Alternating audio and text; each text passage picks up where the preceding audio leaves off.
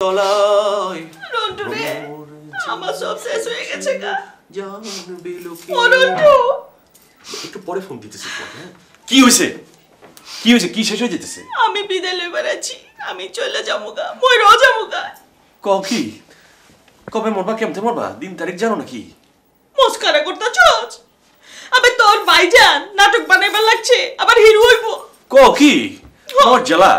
ভাইজান রেখো আমার হিরো নিতে আরে আমার হিরো নিলে তো 8-10টা নায়িকা ফ্রি পাওয়া যাবো ভাইজান কি লিখে নায়ক হইবো হাই রে আমি কার কাছে আইলাম এর চাইতে তো চৌরাস্তার মোড়ে যাওয়ার বালা ছিল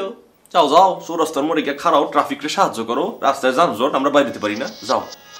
তুই ফোন লয়ে বইয়া থাক আমি যাইতাছি এক সেকেন্ড হ্যালো হ্যাঁ আয়নাতে ওই মুখ দেখবে যখন কপালের কালোটি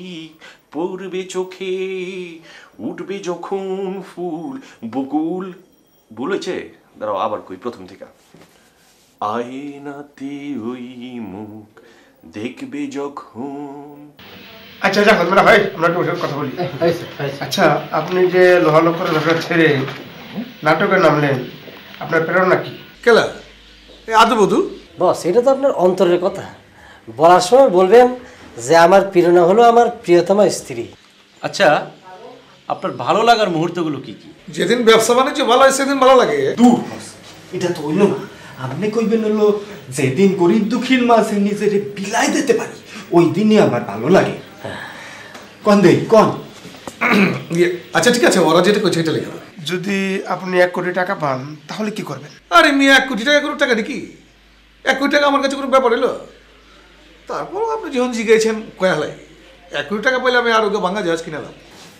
এটা করলে তো হবি না, ক্ষতি হবে যে দুষ্ট শিশুদের মাঝে টাকাটা বিলিয়ে দিব, নাহলে তো পাবলিক খাবি না। দোস্ত আমার তো এই সমস্ত কিছু আমরা এই এক কাম করো মিয়া তোমরা আলাদা করে দাও কি লিখবো এই ফটো করবা ফটো তোলো তোল 33 বছর কেটে গেল কেউ কথা রাখেনি আমি রোজির জন্য এক লাফে পার হয়েছি যমুনা সেতু বিশ্ব সংসার তন্ন তন্ন করে খুঁজে এনেছি 108 জন সন্ত্রাসী চোখে লাল কাপড় বেঁধে পার হয়েছি ঢাকার রাজপথ তবু কেউ কথা রাখেনি এখন রোজির শরীরে শুধুই ট্যালকম পাউডারের গন্ধ আর কিছুই নেই চুপ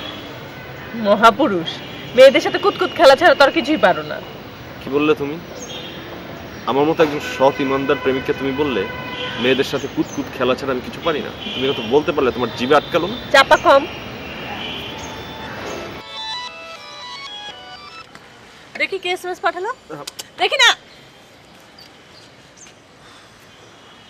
তোর নানি তোকে ডেকে পাঠিয়েছে